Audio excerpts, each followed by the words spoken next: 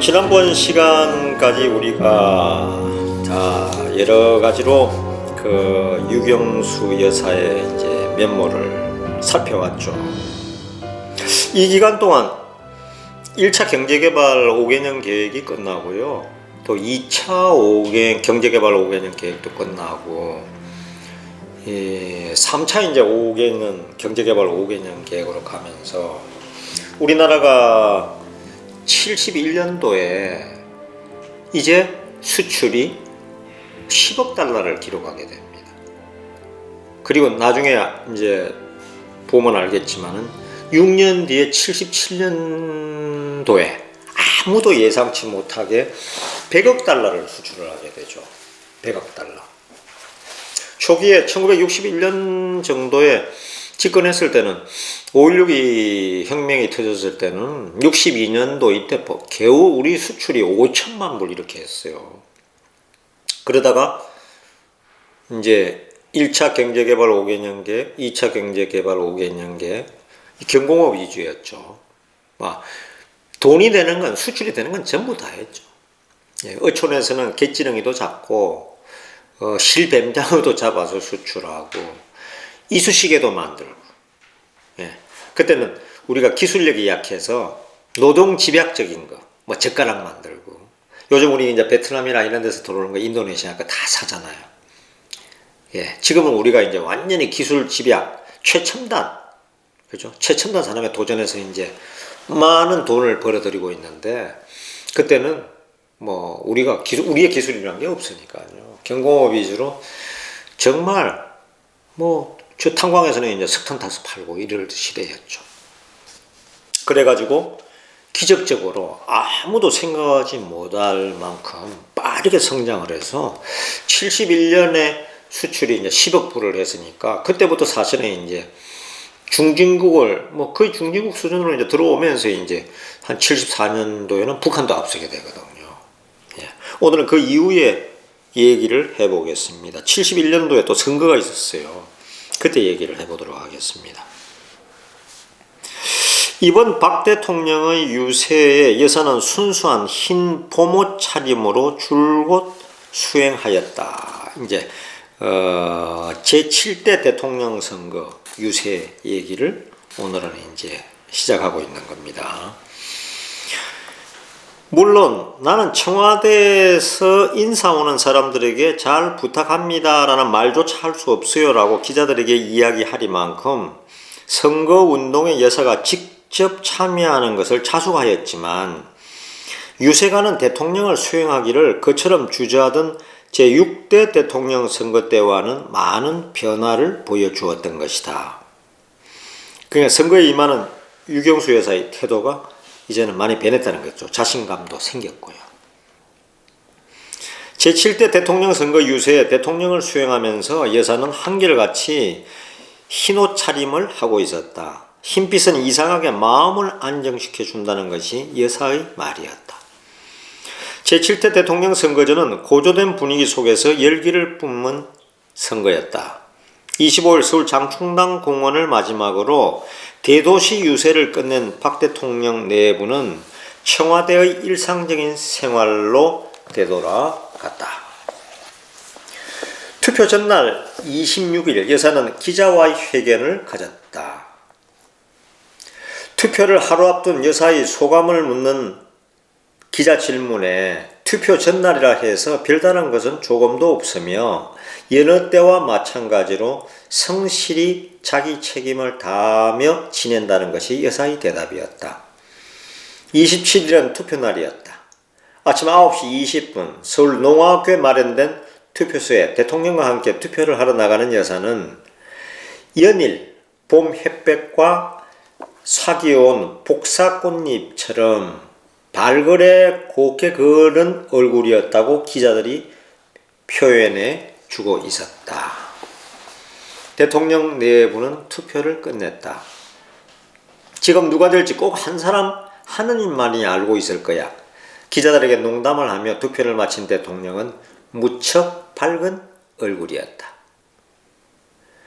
어젯밤에는 꿈 한 번 안 꾸고 잘 잤다. 그날도 여사는 순수한 흰 보모 차림이었다. 드디어 밤을 새워 철야 개표를 한 결과가 다음날 조간신문에는 박정희 후보 리드로 나타나기 시작하였다. 29일 새벽 4시에는 우세가 거의 확정되고 5월 1일 1시 중앙선거관리위원회에서 박 대통령의 당선을 공고하였다. 박정희 후보가 제7대 대통령으로 당선된 것이다. 5월 19일 주부클럽 회원 40여 명을 초대하여 대접견실에서 환담을 나누었다. 그 자리에서 Y 여사가 저는 박 대통령께서 항상 심각한 표정으로 잘 웃지 않으시는 얼굴이 미덥고 얼마나 우리 국민을 걱정하시면 얼굴에 웃음을 띌 날이 없을까 하는 생각이 들어서 표를 드렸어요. 정치가들이 신문이나 방송을 통하여 웃는 얼굴을 보이곤 하지만 웃는 얼굴에는 신뢰감이 가지 않아요. 하고 여사에게 말하였다. 어머 그래요? 여사는 놀라는 얼굴로 말했다. 나는 잘 웃는 편인데 Y 여사한테 신용 얻기는 틀렸겠네요. 그건 그렇지 않습니다. 심각한 표정 옆에 항상 미소 짓는 얼굴이 있기 때문에 더욱 신뢰감이 가는걸요. 알겠어요. 대통령께서 너무 웃지 않으셔서 항상 걱정을 해왔는데 그분의 얼굴에 나타난 심정을 이해하시고 지지해 주셨다니 마음 든든해요. 하고 흡족한 표정이었다. 취임식은 7월 1일이었다. 그 전날 6월 30일 밤 녹음이 우거진 청와대 뜰에 색다른 모임이 베풀어지고 있었다. 흐름한 차림새의 근로자들이 500여 명이나 푸른 양탄자를 곱게 펴놓은 듯한 잔디밭 앞에 웅성거리며 모여 있었다. 잔디밭 한가운데는 높이 1m 50cm, 직경 2m의 초대형 케이크를 중심으로 식탁이 차려져 있었다. 대통령 네 분이 잔디밭으로 나와 케이크를 잘랐다. 박수가 터져나왔다.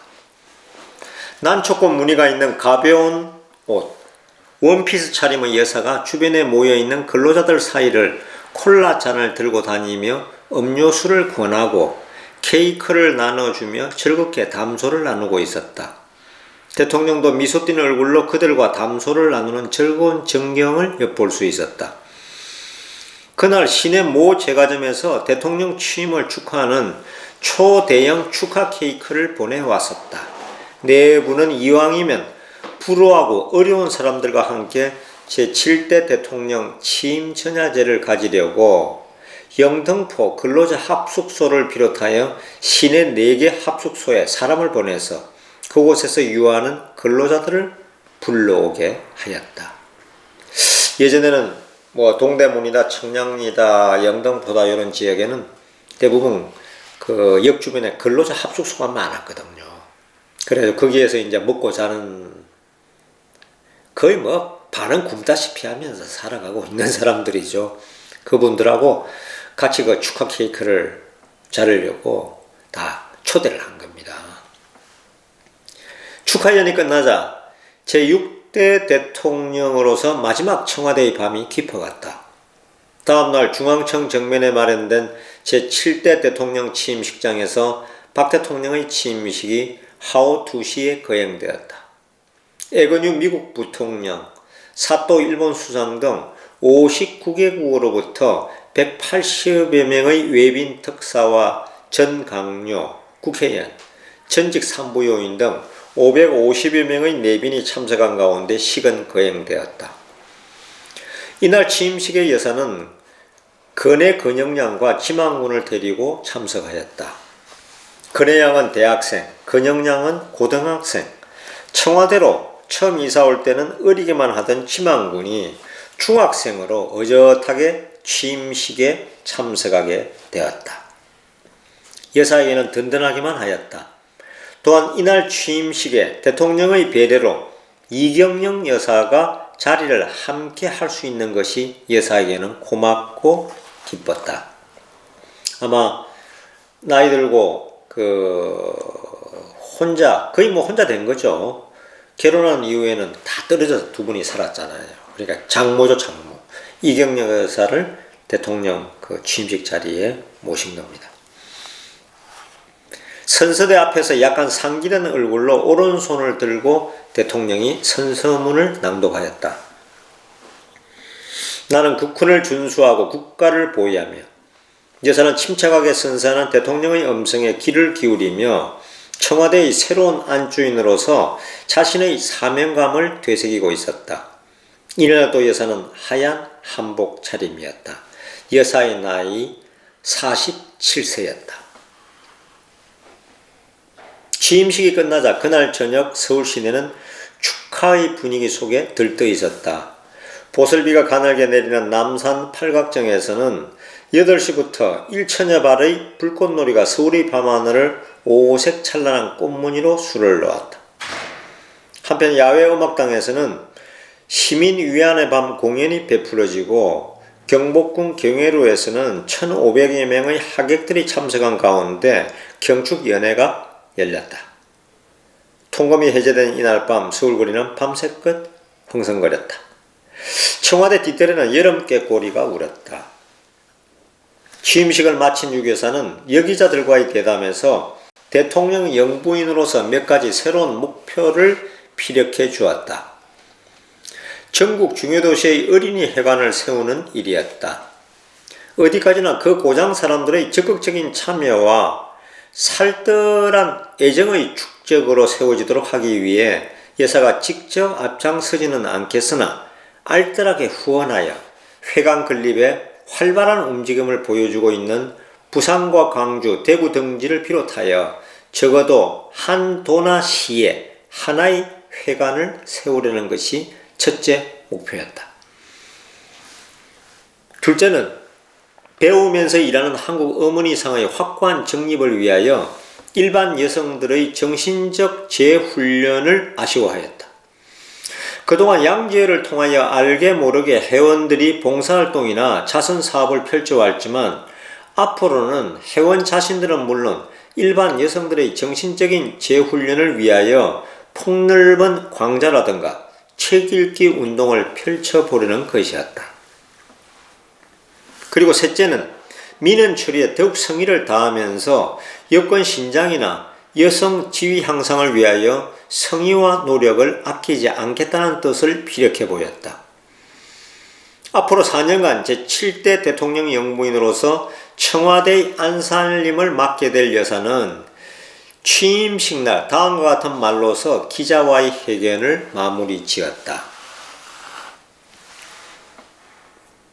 이게 이제 제7대 대통령으로서 이제 취임을 해가지고,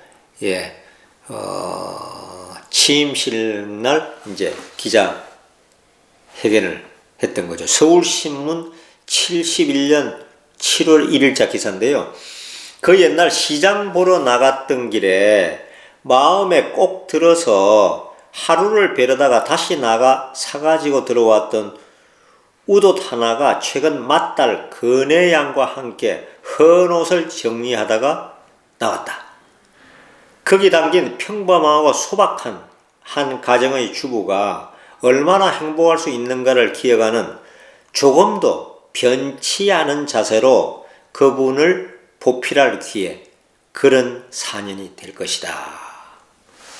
서울신문과의 기자회견 기사를 이렇게 실었던 것입니다. 다음은 교사들의 함성, 이런 작은 제목으로 붙어 있고요.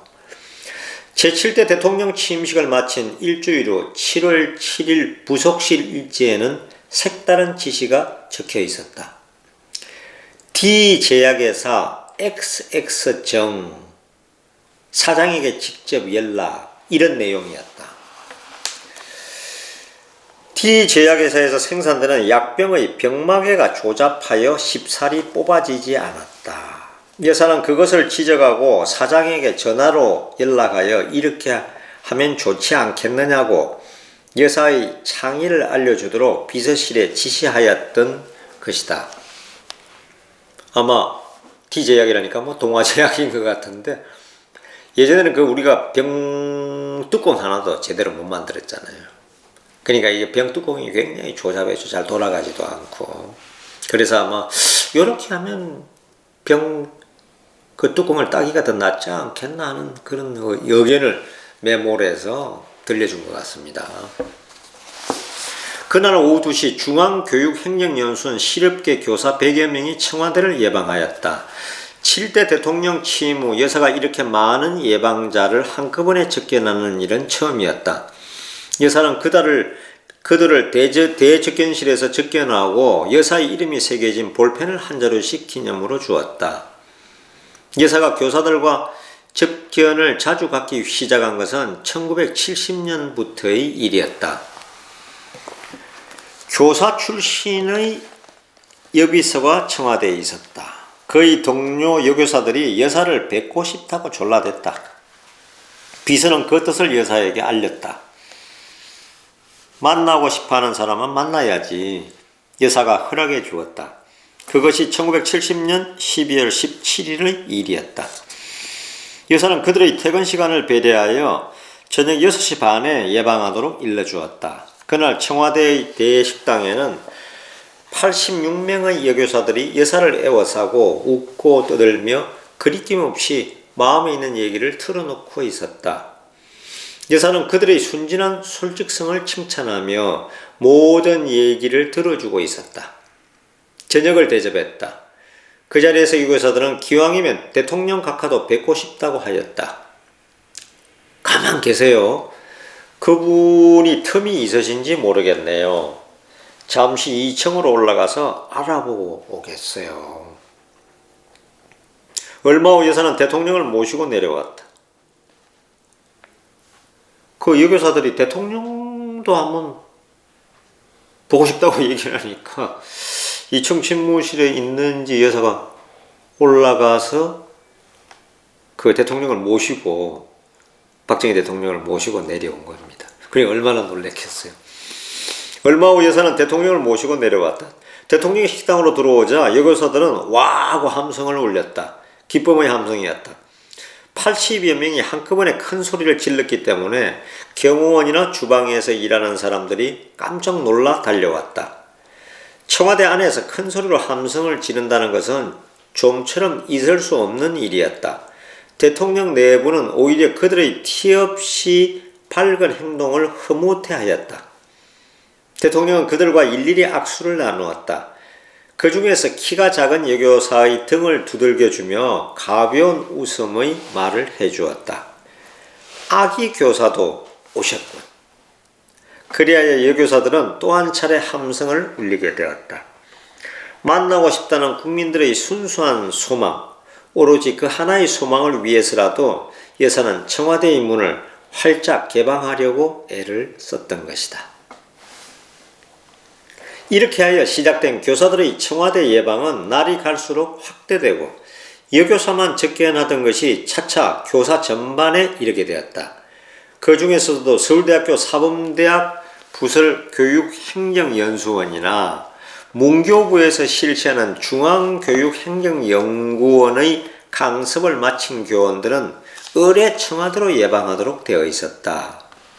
그동안 유교사가 접견한 연수원 관계 교원의 누계는 서울 4대 부설 교육행정연수원이 427명, 중앙교육행정연수원이 5,464명에 이르렀다. 건 6,000명에 달하는 교사들을 접견하였던 것이다. 박정희 대통령이 또 교사 출신이고, 그리고 아무래도 이 선생님이 가서 학생들에게 가르치고 그 말이 또 전파가 되고 학부형들에게 전파가 되고 해서 사실 선생님만큼 중요한 분들이 없죠. 그죠? 사실 일일이 너무 자상하게 대해주심에 저희들이 곁에서 보기만 해도 가슴이 뭉클해지는 감동적인 장면을 여러 번 겪어왔어요.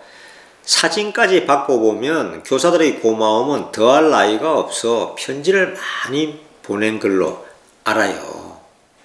첫 건의 말이다. 이어서 첫 건은 연수원 관계 교사들의 연수원 관계 교사들에 대한 여사의 숨은 일화 두어 가지를 또 곁들여 주었다. 69년 5월 14일이었어요. 서울대학교 안에 가정대학이 새로 생기고 그 창립 기념식에 참석하였다가 나오는 시는 길에 같은 사범대학 군내에 있는 부설교육행정연수원에 들르셨어요. 교장과 교감 등 간부급 연수자들은 그들이 겪고 있는 애로사항을 사모님께 말씀드렸어요. 장기간 강의를 받는데 지급 액수가 너무 적어 지방에서 온 사람들은 하숙비가 안 될 정도여서 책을 사볼 도리가 없다는 것이었어요. 그 뒤 사모님은 구체적인 액수를 확인해 보시고는 여로에 건의를 해서 그 후에 대우를 개선해 주신 걸로 알고 있어요. 과거에는 선생님들 봉급이 굉장히 작았죠. 공무원들도 그렇고요. 그러니까 여기 지방에서 와서 지방에 오면 이제 하숙을 하든가 근처에 그렇게 하면서 이제 연수를 받아야 되는데 돈이 부족해서 책 사볼 돈도 좀 부족했던 모양입니다. 그러니까 그걸 아마 이제 조치를 해준 거죠. 그리고 그 2달 후에는 연수원의 도서실에 도서 구입 빚조로 금일봉을 하사하시기까지 했어요. 또 한 번은 청와대에서의 접견 때인데요. 한 교사가 무심코 동료 교사 한 사람이 폐결핵으로 휴직 상태에 있는데 약도 제대로 구할 수 없을 만큼 생기가 어렵다는 말을 하였어요. 그 말을 들으신 사모님은 그 사람 편에 계력약을 구해 보내시더군요. 그래서 그 계력을 앓는 교사들로부터 감사 서신이 오기도 했어요. 예전에는 사실은 지금은 코로나다 팬데믹이다 해서 이상한 풍토병 비슷하게 이제 이게 한 번씩 오는데요. 예전에는 우리나라의 대표적인 병이 계력이었습니다. 계력. 60년대, 70년대만 해도 계력을 앓는 사람들이 정말 많았죠. 예. 약도 부족하고요. 그래가지고 아마 우리가 지금 아카시아밥 유경수 여사를 만들 때는 그런 장면도 제가 하나 구상을 하고 있는데, 그 당시에 70년도에 유명한 가수 중에 여러분 아실 거예요. 김정호. 그죠? 요즘 리바이벌도 많이 돼서 김광석, 김정호. 근데 김정호는 작사가이자 작곡가이자 완전 천재 가수인데, 제가 알기로는 아마 고향은 전라남도 광주인데 일찍 올라와서 서울에 살았는데, 예, 어릴 때부터 이제 공방에 싫어했고, 그래가지고 본인이 이제 작사 작곡하면서 노래를 계속 발표했는데 연달아 히트했죠. 그런데 김정호가 마지막에 폐결핵에 걸리죠. 폐병에 걸려가지고 고통스러운 나날 중에서 이제 그래도 노래에 대한 그걸 놓지 않고 니마하는 이제 떠나는 님을 그리는 바로 자기 자신의 자전적인 노래인데, 그런 것도 만들어서 마지막 죽기 전에 그 노래를 이제 취입을 하고 떠났죠. 김정호 씨의 노래가 당시에 이름 모를 소녀로부터 해가지고, 그리고 그 당시에 작은 새 다른 가수들도 불렀는데 원래 작사 작곡을 김정호가 했더라고요. 예. 그래서 이런 노래들이 이제 대히트하는데 대학가에서 많이 불렸죠. 저희도 대학 때 70년대 초에 이 MT도 가고 어디를 가든 정말 김정호 노래가 히트곡이어서 대학가에서는 이제 김정호 초청을 하면 엄청난 행사였죠. 그래서 대학가에서 김정호를 초청을 해서 대학생들하고 대화를 많이 나눴으니까요. 유경수 여사가 그런 장면에 김정호가 노래 부르는 그런 장면에 여사가 나타나서 같이 노래도 부르고, 또 나중에 이제 폐병이라 그랬죠. 폐결핵에 걸려서 지방에 부곡인가요? 거기 아마 폐질환 전문 병원에도 가 있었을 거예요. 예. 그런 데에 그 여사가 이제 그 위로의 편지를 보내는 이런 장면도 하나를 만들어 볼까 이런 생각도 이런 장면을 보니까 하게 됩니다. 계속하겠습니다. 교사들을 접견한 후로 그들이 보내오는 서신이 부쩍 늘어났다. 그들의 서신은 단순한 문안 편지도 많았지만 민원적인 성격을 띈 것이 태반이었다. 여사는 그들의 민원 서신에도 일일이 회답을 보내고 보살펴 줄 만한 일은 보살펴 주기도 하였다. 요즘은 날씨가 너무 무덥잖아요. 9월 초부터 좀 더 폭넓게 교사들과 다시 접촉할 기회를 갖겠어요. 이것은 74년 8월 초 여사가 들려준 말이었다. 여사 부속실에 근무하는 어느 비서는 거의 9월 1일자 탁상 일기장에 붉은 볼펜으로 연수원건하고 적어 넣었다. 그러나 여사가 서거한 후 그 메모가 비서를 울리게 하였을 뿐이었다. 곳곳에 이 유경수 여사의 추억이 많아서 그런 74년 8월 15일에 돌아가셨잖아요. 그 점으로 한 분들은 생각이 더 났겠죠. 예, 갑자기 돌아가셨으니까요. 71년 9월 15일 유교사는 비서 한 사람을 새로 채용하였다. 비서를 택하는 인선의 기본적인 조건으로서 여사는 다음 세 가지를 말한 일이 있다. 첫째는 말할 것도 없이 사람 됨됨이가 되어 있어야 한다는 것. 둘째는 정치적으로 복잡하지 않은 집안의 사람이어야 한다는 것. 비서의 조건입니다. 셋째는 집안이 단출해야 한다는 것. 비서를 채용하는데 가정 환경을 중시한 것은 집안이 정치적으로 복잡하면 잡음이 빚어지기 쉽고 친척들이 많으면 청탁관계에 얽히는 부담감이나 유혹에 끌리게 될 우려가 있기 때문이다. 이 사실에 대해서는 비서의 경험담이 그것을 실증해 준다. 그가 비서로 발탁되어 첫 출근을 하자 여사는 조용한 방으로 불러들여 다음과 같은 훈시를 하였다. 이권이나 구직관계, 정치관계에 손을 대지 않는다는 것을 나는 신념으로 삼고 있어요. 이런 뜻을 잘 이해하고 엄격하게 지켜줘야 해요. 이 말은 청와대에 있다고 해서 월권 행위를 해서는 안 된다는 뜻도 내포되어 있다. 그리고 공사를 엄격하게 구별하는 준법 정신의 한계 안에서 일을 해달라고 당부하는 것도 잊지 않았다. 67년도에 있었던 일이다. 비비서가 그의 아들을 인류 사립학교에 입학시키려 하였다. 제비를 뽑아야만 했다. 비비서는 다른 사람들이 흔히 쓰는 편법을 쓰기로 하였다. 제비에 뽑히는 확률을 높이기 위하여 이웃 학교에 다니는 마을 아동 중에서 1학년생 3명을 동원하여 지원서를 제출하였다. 그들 중 한 사람이 뽑히면 그 자리를 물려받으려는 심산이었다. 애들을 한 3명을 지원을 하게 해서 누가 한 사람이 뽑히면은 그걸 자기 아들을 이제 채우려고 했던 거죠.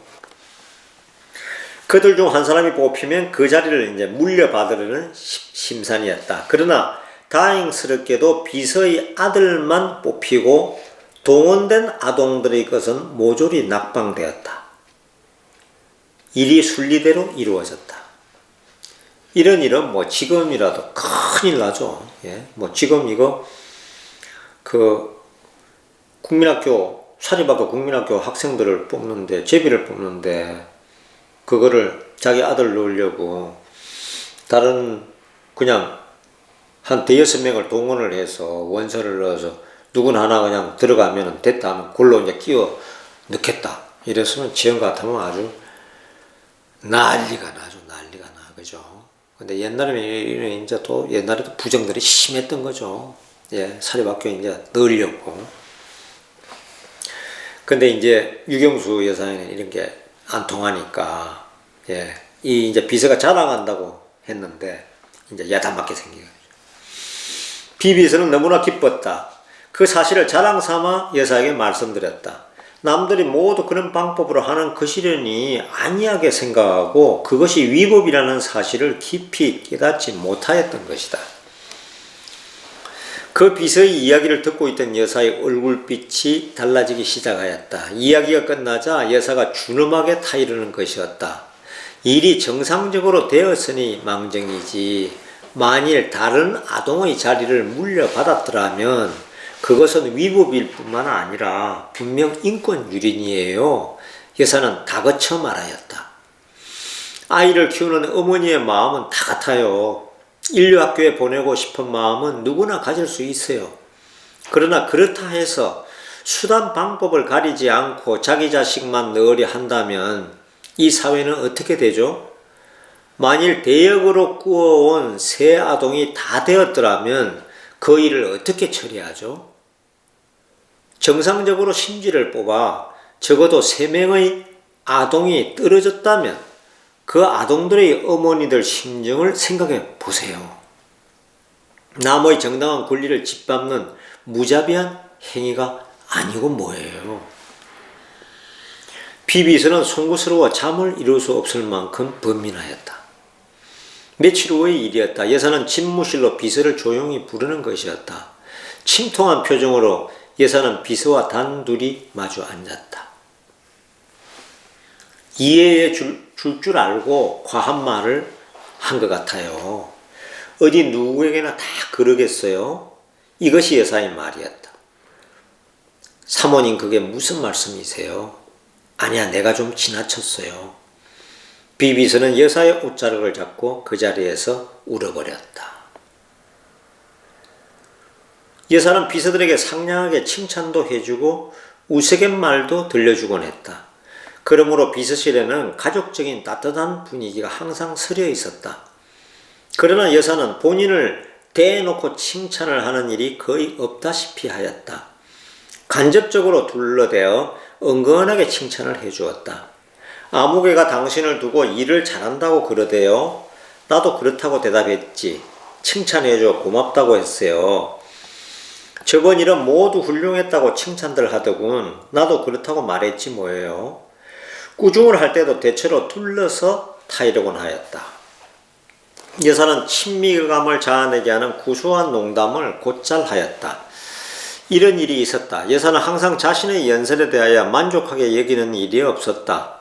행사 때마다 치사나 연설을 하기 마련이었지만 여사는 행사가 있어서 떠날 때마다 비서들을 향해 한마디 농담을 하곤 하였다. 나 오늘 죽수로 가요. 비서들은 즉각 그 뜻을 알아차렸다. 그래서 비서 중에도 성격이 쾌활한 M비서가 인사를 드렸던 것이다. 사모님 진지 짓고 오십시오. 죽을 서로 간다 그러니까 저 진지 짓고 오십시오. 밥 잘 해드리고 오세요 하는 뜻이죠. 연설을 잘하시고 오십시오라는 뜻이었다. 그래요. 여사는 고개를 끄덕거려 보이며 환한 미소를 띤 채 문을 나서는 것이었다. 국민 앞에 시집살이하는 기분으로 행동한다는 이 여사의 표현은 대통령 영부인으로서 생활이나 행동이 항상 조심스럽다는 뜻으로 해석할 수도 있다. 그러나 그와 같은 조심성을 어느 정도 누그러뜨리는 경우가 있다면 바로 비서들 앞에서의 일이었다. 사모님께서는 즐거우실 때 자주 비서실에 나오시기도 하고 때로는 콧노래를 부르시기도 하셨어요. 이를테면 대학 같은 데 초청을 받아 가셨다가 젊은 대학생들과의 대화가 유쾌하게 진행되었을 때 돌아오시는 차 안에서 노래를 하셨어요. 사모님이 좋아하신 노래는 세모시 옥색 치마로 시작되는 그네 같은 것이었어요. 차에서 이제 흥얼거린다는 거죠. 그네 같은 노래를 기분이 좋을 때. 하루는 여사가 집무실에서 근영량이 치는 피아노 소리를 듣고 있다가 비서실과 집무실 사이에 가로막힌 유리창을 열고 비서들에게 말하였다. 이 노래 들어봐요. 참 좋지. 그런 순간은 사모님이라 부르기보다 어머니라고 부르고 싶은 충동을 느끼기도 했어요. 어느 비서의 수레다. 근영량이 아마 이제 그 피아노를 치니까 그 소리가 굉장히 듣기 좋았던 모양입니다. 예. 그러니까 이제 그 문을 은근히 열면서 비서들에게 이 노래 참 듣기 좋지 않아요? 하고 이제 그런 다정다감한 모습을 계속 보였던 거죠. 다음으로는 그 또 다른 제목입니다. 중심으로 내리는 뿌리 해가지고요. 미나리 한 줄기 이렇게 되어 있네요. 지난해도 다사다난한 1년이었다. 지난 10년간 국력 배양을 위해 추진해온 제2차 경제개발 5개년 계획이 끝난 해였으며 국토 통일에 대비한 국력 배양의 중간 결산기였다. 우리는 정치, 경제, 사회, 국방 등 모든 분야에서 1, 2차 5개년 계획을 통해 놀라울 만큼 성장했다. 72년 새해를 맞이한 박 대통령의 이제 신년사였습니다. 중앙일보 72년 1월 11일자 기사고요.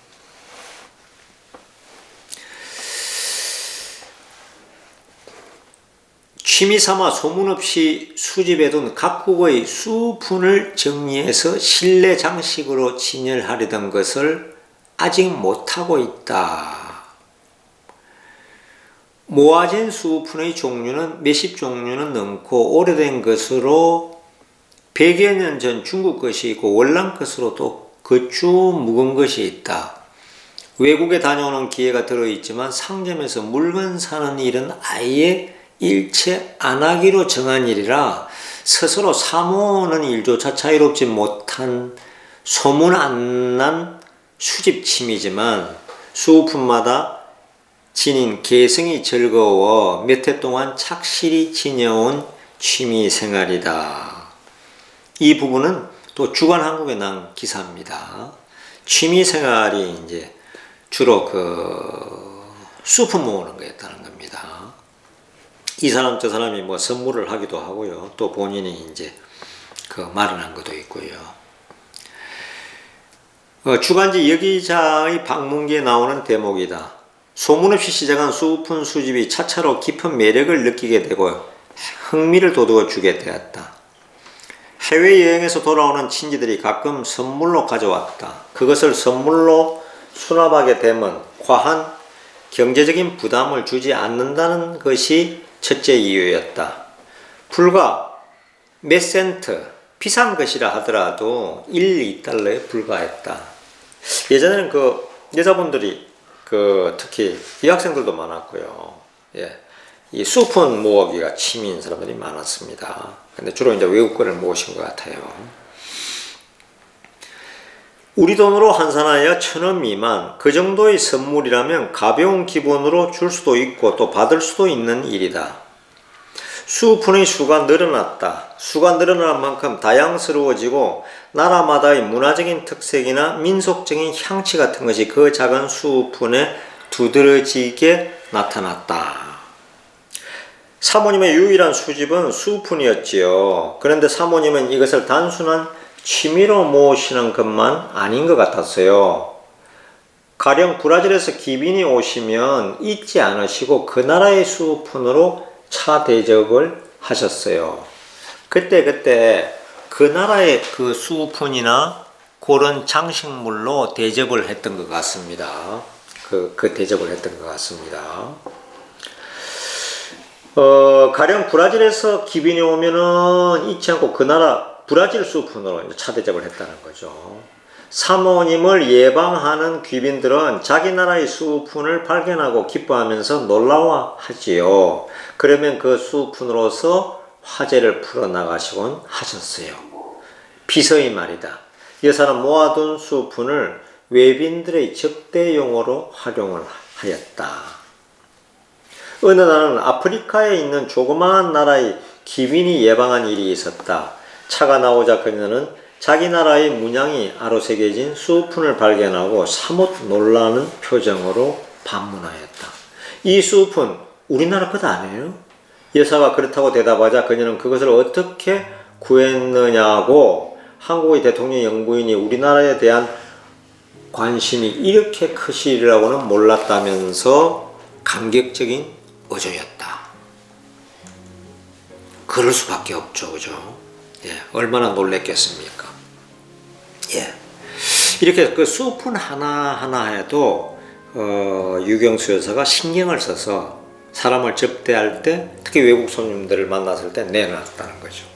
그러면 그분들이 얼마나 자기 나라에 대한 관심, 예? 뜻밖의 대통령 영부인에게 차 대접을 받는데 그 수푼을 대사 부인이나 거기서 오신 분들이 그 수푼을 보니까 자기 나라 거란 말이에요. 특히 뭐 아프리카나 아시아나 이런 데 그 작은 나라들은 얼마나 놀랬겠어요, 그 부인들이, 그죠? 참으로 대단한.